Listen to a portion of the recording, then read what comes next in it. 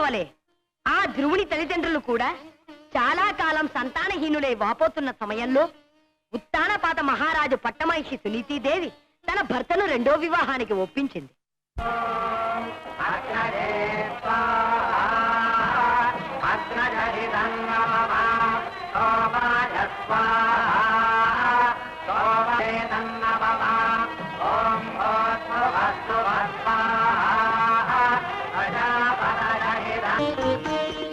నారాయణ నారాయణ. ప్రణామాలు మహర్షి. సోదరి, మహర్షులకు ప్రణమిల్లు. శీఘ్రమేవ సుపుత్ర ప్రాప్తిరస్తు. మహారాజ్ ఎక్కడ? వారి మందిరంలో విశ్రాంతి తీసుకుంటున్నారు మహర్షి. నారాయణ.